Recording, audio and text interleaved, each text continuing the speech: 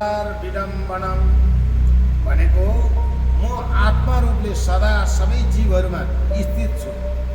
यसैले म आत्मा रूपले सबै जीवहरूमा छु भनेको परमात्मा भगवान श्रीकृष्ण आत्मा रूपले सबै प्राणीहरूमा सबै मनुष्यहरूमा विराजमान हुनुहुन्छ। त्यसैले जुन व्यक्ति म सर्वभूत स्थित परमात्माको अनादर गरी भनेको त्यो आत्माहरूलाई अनादर गरेर केवल प्रतिमा मूर्ति ढुङ्गो माटोमा पूजा गर्दछ भने त्यो स्वाङ मात्रै हो भनेर भागवतको श्रीमद् भागवतको 21 श्लोक 21मा